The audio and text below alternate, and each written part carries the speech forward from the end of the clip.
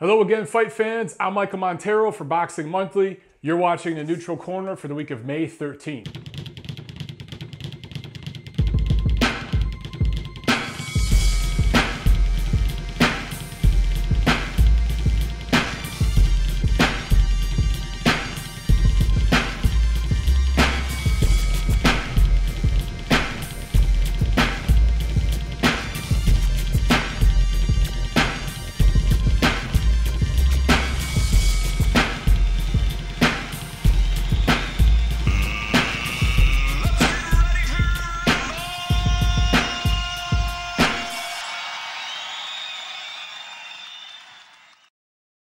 All right, so I'm back in Los Angeles after a fun, long, exhausting trip to Las Vegas. You know, it's always, you're full of energy when you drive up there and you're all, I don't know, you're just ready for it. You know, you're jonesing for it. And then, you know, fight week is fun, but it's a party. And by the end of it, by that Sunday drive home, you're pretty damn exhausted. So I'm fully recovered now. Want to give a quick thank you, a few thank yous. First of all, I want to give a shout out to Christine Lopez, Texas Select Boxing Club in the greater Dallas area. I want to give a huge thank you to Tom Slick, who gave me an awesome gift when I was up there in Vegas. This guy is a diehard fight fan and loves the sport passionately, and gave me a huge box of old fight magazines. I mean, you got some Ring here, Lennox Lewis, right? This is Oscar De La Hoya from 1995. Check this out, World Boxing Mag, remember that? Roy Jones, KO Magazine, Sugar Shane. So just a box full of this stuff, and hooked me up with the t-shirt because he's friends with Christine over at that gym too. So yo, Tom, thank you so much. Next time you're in LA, beer is on me, my friend.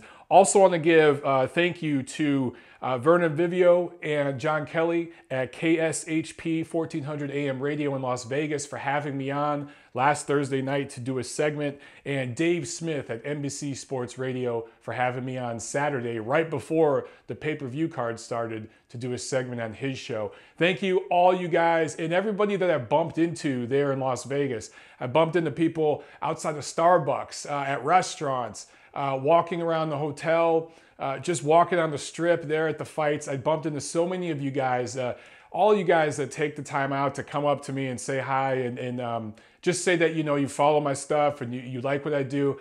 Thank you so much. It makes it all worth it, especially when I'm dealing with some of the crazies out there. You guys know that I've been dealing with some crazies recently and I've made videos about it. You guys make it all worth it. So thank you very, very much. On to some news and notes. Okay, so the big news, obviously, and we're going to be talking about this a lot over the next 4 months, is that the fight between Canelo, Alvarez, and Gennady Golovkin is done. It's signed, sealed, and delivered. It was actually done days before Canelo fought Julio Cesar Chavez, which kind of explains the way he fought Julio Cesar Chavez Jr. We'll talk more about that in a second. So it's legit, it's done for September 16th. For those of you asking, it is at 160 pounds, the full middleweight limit, no catchweights, nothing like that. All the titles are on the line. Now that being said, we know that Canelo has beef with the WBC, right? He rejected their trashy little belt as they tried to get involved in that fight between him and Chavez because they saw possible dollar signs and a huge marketing ploy for them. So who knows, maybe he'll tell the WBC to get lost and he won't want that belt. My hunch is he'll pay the sanctioning fee and fight for the WBC title. Here's my other hunch though, the IBF title. I think Canelo's gonna follow the Daniel Jacobs blueprint and not go to that second day weigh-in. Who knows, maybe I'll be proven wrong, but it's very possible that depending on who wins this fight between Canelo and Golovkin, that some of the titles might become vacant and it might all blow up and you have a middleweight division where the titles are all over the place. Kind of the same thing that happened in the heavyweight division when Klitschko lost to Tyson Fury back in 2015. So that could happen, but as of now, all the titles on the line. There's one title that belongs to Blowjob Sanders. Nobody cares about it. He'll probably lose that to Avila Kurtzadze anyway. So Canelo and Golovkin. Venue is not set. Venue is not set yet. And I've been tweeting a lot about this. You guys know my opinion. I think boxing in America needs to leave these big casinos. I was just at a Vegas fight, and look, the atmosphere was awesome, and I'll talk more about that in detail as I review that whole fight card. But being in Vegas for a big fight, it really is special. It is a fight town. Vegas is a trailer park in the middle of the desert. That's pretty much what it is, right? And I shouldn't say trailer park. It used to be, but now it's very strip mall, suburban, middle America. That's the scene in the feel in Las Vegas. So I take back the trailer park comment. That was stupid. But it's pretty much a small town. It's kind of like just a sprawled suburb in the middle of the desert. And then you have this strip. And on that strip is where everything is. And when you go to cover a fight, or you go out there as a fan to see a fight, and you're staying on the strip or whatever it is, you kind of just park your car, just walk around for a week and drink and party and have fun. And it's kind of cool that everything you need is right there on the strip within walking distance, and it kind of caters to that. That's what Vegas wants you to do, to go there and to be up all night walking around the strip spending money, right? And even if you go there with a budget and you try to, we brought some of our own food, Tiffany and I, because we drove up from LA, it's about 4 hours. We brought some of our own alcohol, some of our own food and stuff like that, but you still end up going out and you still end up doing things, and the city gets money. And because of the whales, because of the high rollers that come in and stay at the casino suites that cost thousands of dollars a night, the big fights usually go to Vegas, right? I, for one, am ready to see more fights in stadiums in America. And I think that at&t Stadium in Arlington, Texas, which is a suburb of Dallas, I think it's like an hour outside of Dallas. It's where the Dallas Cowboys NFL team plays. Maximum capacity is over 100,000 if you seat it right.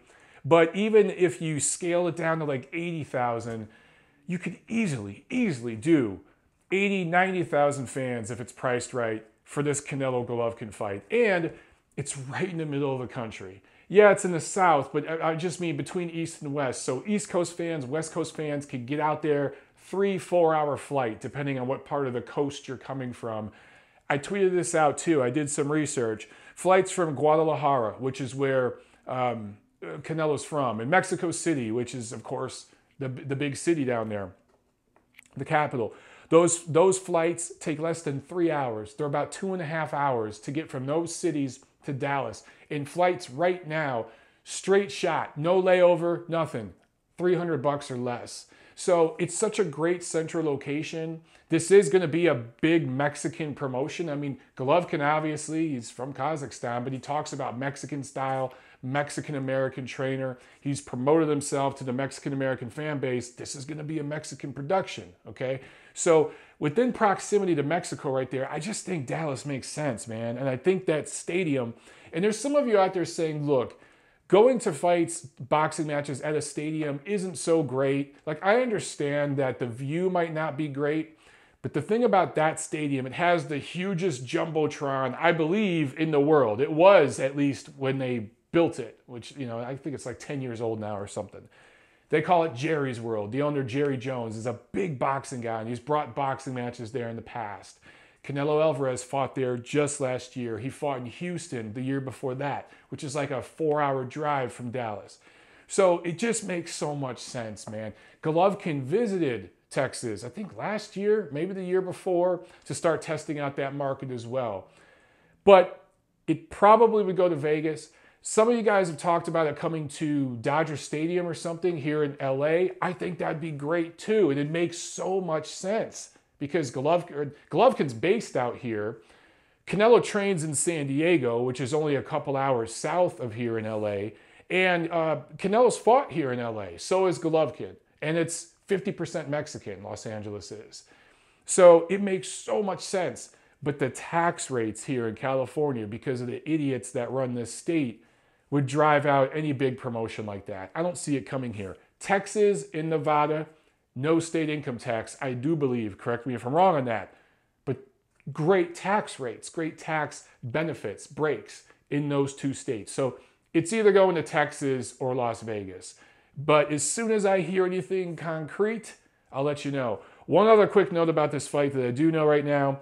Should Golovkin win, there is an immediate rematch clause that Canelo's side can invoke. However, should Canelo win, there's no such rematch clause for Golovkin's side. So, should Canelo win, I don't expect an immediate rematch anytime soon. I expect Canelo and Golden Boy to go back to the cash money grabs for a while, let Gennady get even older, and then maybe fight him again in a year, year and a half. That's probably the way it would go. If Golovkin wins, and it's fairly competitive, we're going to see a rematch. And the rematch is going to do even bigger business, depending on how exciting the first fight is. So we're going to be talking a lot more about that one. One other quick note. Both Sergey Kovalev and Andre Ward were at the fight this past weekend. It wasn't just Team Golovkin out there. Both guys are in camp, right? They're training. Apparently, according to Kathy Duva, who I didn't even know Sergey was coming, but I saw Kathy around the casino, and I'm like, why is Kathy here? And then talked to some people and found out, oh, okay, Sergey's on his way. So Sergey, I guess, left camp at like 4 in the morning or something to get ready to board his flight. Because if you're up in Big Bear, guys, that's a couple hours drive down to LA. There's no airport up there in Big Bear. So he had to get down here. He had to get on a flight, flew out there, did the whole 9, showed up.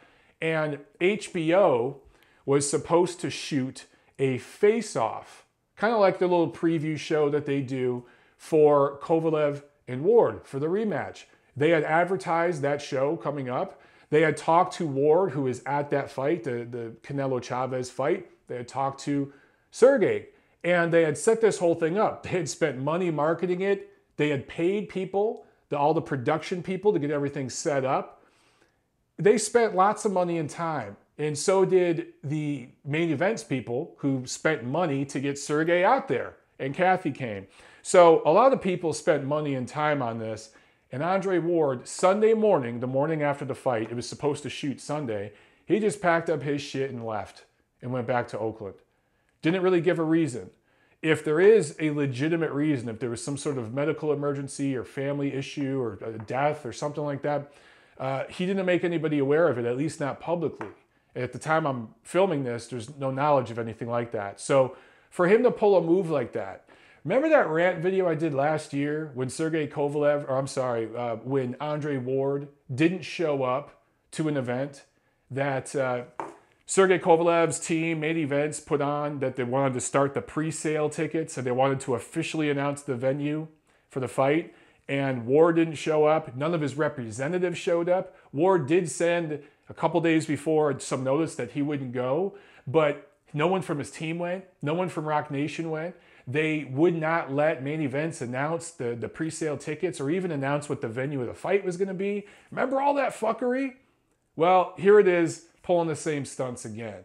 And I remember when I made that video, there was all kinds of fucking idiots like that barbershop coward and all these other fucking morons making all kinds of videos about me, saying I didn't know what I was talking about, I was being biased, I was being racist, and all this other bullshit. The typical MO, right? And here it is, a year or so later, and Andre Ward's pulling the same bullshit. And unlike before, he didn't send any notice, unless it hasn't been made public. He didn't send any notice to anybody that he wasn't going to show up. He did show up. He got the airtime, the free ticket to the Canelo-Chavez fight, and the airtime on HBO doing some interviews and shit, and then he bounced out the next morning. So he didn't only fuck over Kovalev's team and all that, and I understand some of you guys who say, oh, he's just playing mental games with a man, this is gamesmanship. He didn't just fuck them over. He fucked over HBO, the people that pay him, the people who have bent over backwards and been very understanding of Andre going back to 2012, okay? He fucked them over.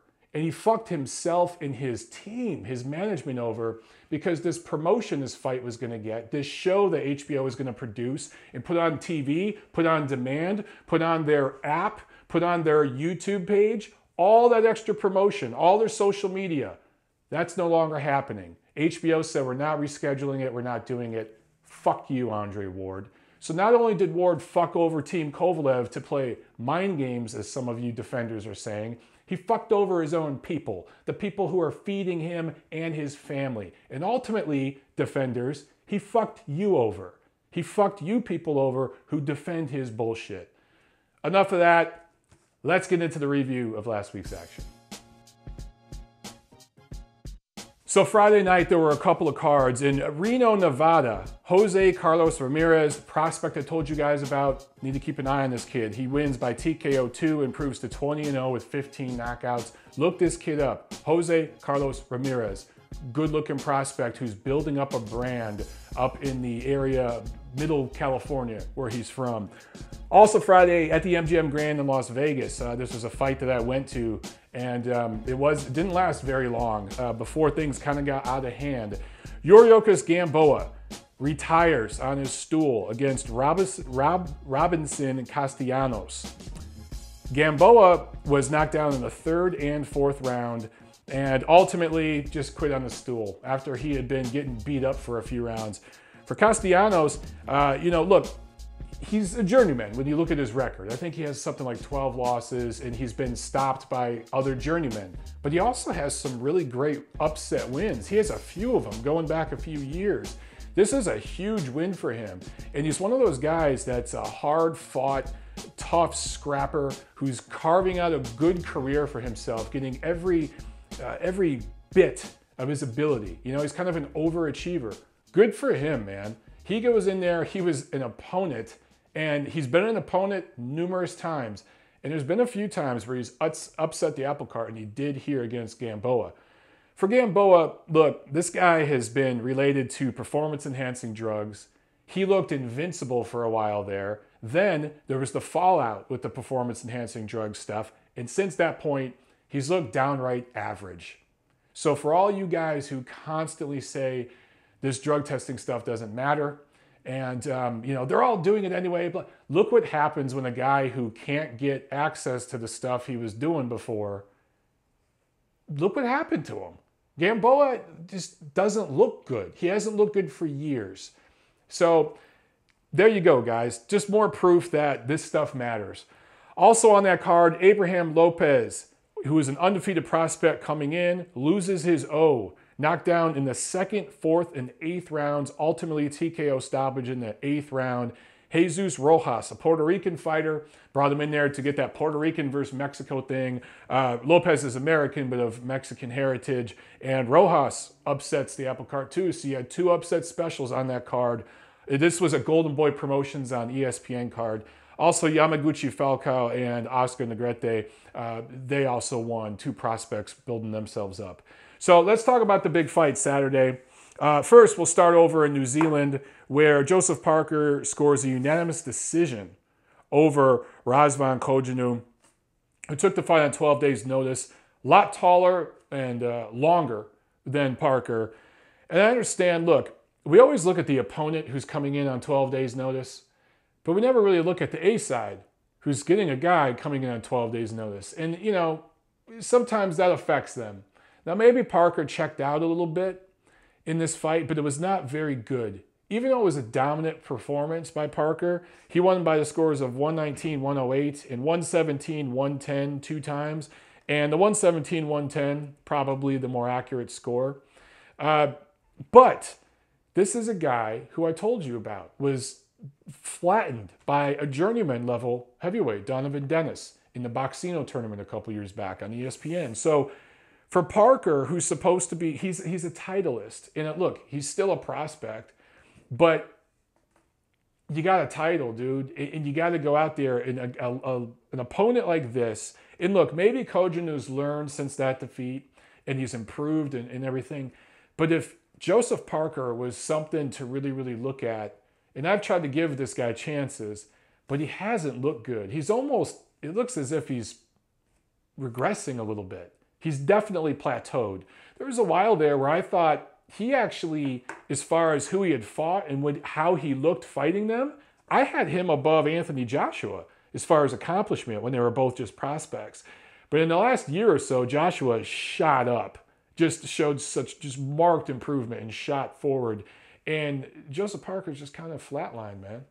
Him and Deontay Wilder have jarred a little bit. If these two want to fight eventually, let them fight. And the winner of that is the second best heavyweight below Anthony Joshua. Of course, you guys know Parker was supposed to fight Hughie Fury. Based on this performance, I gotta say, Hughie Fury has a real chance in that fight. I haven't been overly impressed with Hughie Fury either, but he's every bit as big and tall as Kojanu and better skilled. So I just, look, man, for Parker, I don't know. New trainer, got to change something because he's not progressing as a prospect should. And maybe this is just what he is. You know, maybe this is just who he is, and he's going to be a top 10 contender type of guy, and he's going to work his way into a big money fight. We'll see. But as it stands right now, Parker, bottom half of the top 10. Even though he's undefeated and has a title, I don't have him in the top 5 in the heavyweight division. Bottom half of the top 10. So over here, Saturday to Las Vegas, I did a ringside recap that really broke down the 4 fights on the pay-per-view. Find that, watch it. I'm not going to go into too much detail on this stuff. You guys know Joseph Diaz won a 10-round unanimous decision over Manuel Avila. Scores of 99 to 91 twice, and one score of 100 to 90. I thought those scores were a bit wide, but Joseph Diaz clearly controlled the fight. Busted up Avila, cut him up a little bit, and I thought clearly won at least 7 rounds in that fight. So the right man won. Look, for Diaz, he's kind of a bulldog in there. He controls distance very well and kind of controls the pace of a fight. At least so far he has. He just doesn't have any power. And it just in professional boxing, there are very few guys who don't have at least average power that get very far. Paulie Malignaggi is one of those anomalies. But Paulie Malignaggi had very good speed. Very, very good hand speed. He was one of the fastest boxers out there for a while there in his prime. And that's how he was a very, very smart fighter. And that's how he was able to carve out a pretty good career for himself and win some titles. Plus, he fought in a division that at that time wasn't that great. Right now, JoJo is fighting in one of the best divisions in boxing. It's going to be hard for him to grab a title. I still think, though, because of his political ties to Golden Boy Promotions and his marketability, I do think eventually they'll wiggle him into a title opportunity, and he'll probably grab one. But that lack of world-class power, that's going to hurt him. Talking about world-class power, Lucas Matisse scores a 5th-round TKO over Emmanuel Taylor, knocked him down in the 3rd and 5th round, and the referee, Jay Nady, called it off after that last knockdown because Taylor was in no shape to continue. Matisse looked really, really good. This was his first fight in, I want to say, a year and a half or 2 years or something. And, you know, he had that eye injury against Victor Postol. He looked rejuvenated. His offense was diverse. He was throwing uppercuts, hooks, punches from all angles. All offense. There was nothing really coming back at him. But look, man, he's a player again. And he looked really, really good in this fight. Works perfectly at this stage of his career for undercards on Golden Boy Promotions, you know, these big shows. So if we can find an opponent for him, if we're Golden Boy Promotions, hey, you know, we want to get him on that Canelo-Golovkin undercard. The question is, what high-level fight can Matisse get? Because most of the welterweights right now are in the PBC universe. Golden Boy Promotions is cool with Top Rank. Top Rank has a couple of welterweights, right? So maybe they can work something out. But I don't know. It's going to be hard to find Matisse a big opponent in such short time. We'll see what happens. But Matisse made 200 grand for this fight. Emmanuel Taylor made 40 grand.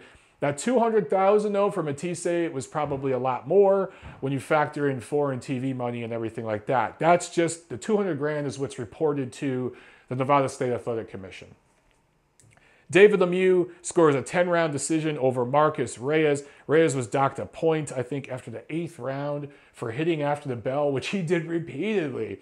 I thought the referee, Robert Bird, he's just kind of slow to react to things, and I tweeted about that during the fight, and he probably is getting to the point where he should think about retiring. Either way, fun fight, extremely one-sided. This was Lemieux just beating the shit out of Reyes, but it was Reyes taking it and coming forward and throwing his punches and landing some. Nothing ever really hurt Lemieux, but it got Lemieux's respect because Reyes is a lot taller, longer, heavier. He had to drop down. He had to actually take his pants off, Reyes did, to make the weight. I was at the weigh-in, and he made weight half a pound over the first attempt. So he took off his underwear and everything, and then he made weight. And so I thought he might be really drained, but he swelled up and rehydrated, and he was so much bigger than Lemieux in that fight. And I think that's how he was able to absorb all those punches. And plus, he's just got mad heart, crazy heart. And I thought he fared well for himself and made a lot of fans. And this was probably the win of the night, the moral victory of the night on the undercard, I think. Reyes going all 10 rounds with Lemieux because it looked like he was going to get starched in those first few rounds. He was bleeding profusely, just eating big shots. And you could tell he was hurt a few times, but he survives. Lemieux, 200 grand for this fight. Reyes, 45 grand for this fight. Again, though, foreign TV money factors in. So now we talk about the main event. Canelo Alvarez, Julio Cesar Chavez Jr. Canelo gets a $5 million purse, Chavez Jr. a $3 million purse. In reality, both purses were way more than that, more than twice that. The fight itself, the highlight, the event was the weigh-in on Friday. You guys saw I did a couple of videos. I did like a vlog video walking around with my phone. I was just kind of walking around like this. And that was a fun little video. And then just to show you the atmosphere, there was thousands of people at that weigh-in. And everyone wanted to see if Chavez could make weight. He did with a half pound to spare. That's pretty much the highlight of this whole promotion, you know, as far as those two actually fighting. And look, we kind of got suckered in to thinking that maybe Chavez could safely make the weight. Maybe he could rehydrate and really make this a competitive fight. No. He looked like an absolute corpse on fight night. And I think I tweeted this too. He never sweat. He never broke a sweat. And Chavez, you know, in the first few rounds, I thought, oh, maybe he's just cold, whatever. But by the 6th, 7th, 8th round, even in the 12th round, just looking at his back, it was dry. It was as dry as a corpse. So as much as he rehydrated a little bit, and I'm not sure what he weighed there on the fight, at the fight, but he was so drained from camp, which was really just a fat camp, that he had nothing left. When your body won't accept fluids, it won't sweat when you're working. Not that Chavez threw that many punches, but he was in there working. When you don't sweat, that's your body literally at the point where it's almost shutting down. And that's where Chavez was at in this fight. Now, I say that, and look, it didn't matter if this fight was at 168 pounds. I still think Canelo would have dominated this fight. Chavez, if he had more energy, probably would have thrown more punches, but would he have landed any of them? I think Canelo saw the punches coming from a mile away. He blocked the majority of Chavez's work, which wasn't much. But there were several points in this fight where Canelo just laid back on the ropes and just let Chavez tee off on him, and he was looking for counterpunch opportunities so he could get him out of there. But knowing that the deal for Golovkin had been signed already a couple days before, it's obvious that Canelo was taking absolutely no chances in this fight.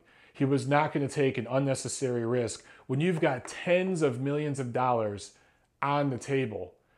For Golovkin, you're not going to take an unnecessary risk. So unfortunately, fans kind of got robbed of what they thought was going to be a Mexican war and all this, so that the big fight that they really, really wanted could get made. And this is just kind of part of the sausage getting made, the pay-per-view buyer beware. And I talked about this all along throughout the promotion, that I thought this fight was going to do close to 1 million pay-per-view buys. And the early indication is that it will. It's probably going to do somewhere around what Canelo Cotto did. 900, 950,000. It might even do more than that. So this thing was a big, big seller. It was really, really hyped up. They got a lot of people watching this thing.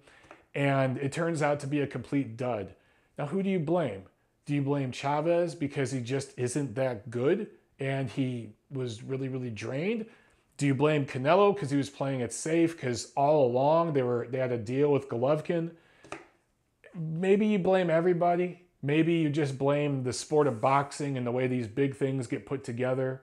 I don't know, but this is one of those things, guys. Look, it was pay-per-view, so you could have streamed it. You didn't have to spend your $80. All things considered, with the action on the undercard and some of the undercard bouts that weren't on the pay-per-view were streamed for free on HBO's YouTube page. All that considered, maybe it was worth your $70, $80 if you bought the pay-per-view. Maybe it was entertaining enough, especially considering what came after the fight.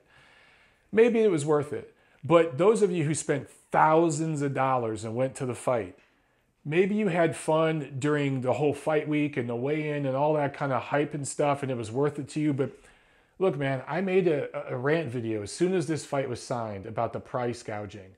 I warned people.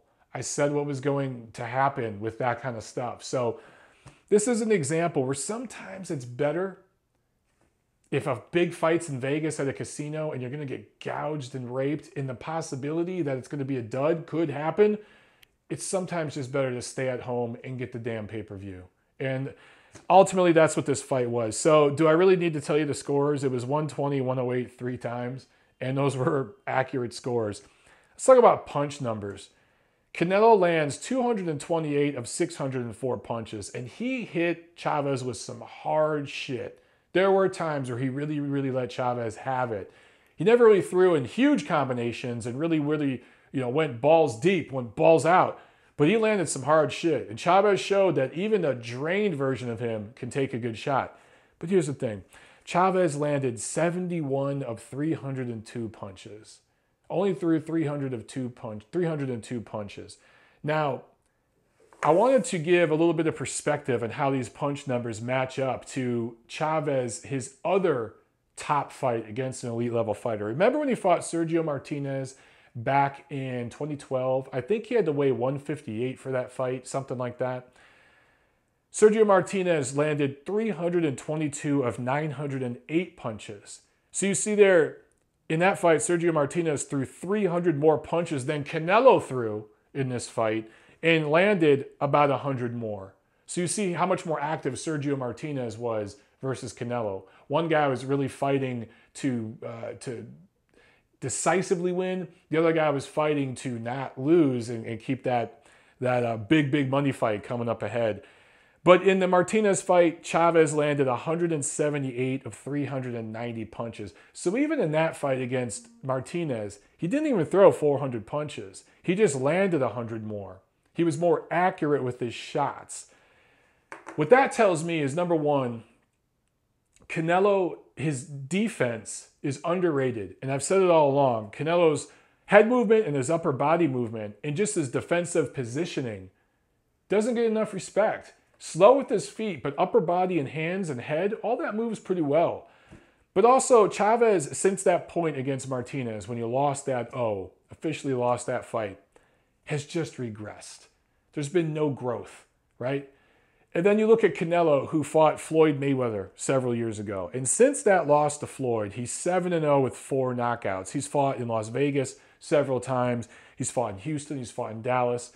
Not the best opponents, but he's also fought a couple of good guys in there in different styles. Everybody from an Amir Khan to an Irizlandi Lara, right? All these different styles. So he's kind of seen a little bit of it all. His handlers, Golden Boy, have taken their time building him back up after that loss to Floyd Mayweather.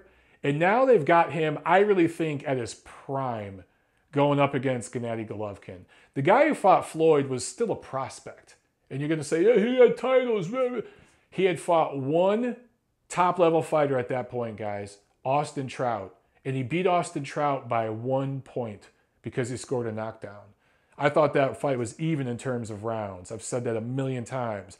He had that fight and then went into the Floyd Mayweather fight. That was not a prime Canelo. That was nowhere near a prime Canelo.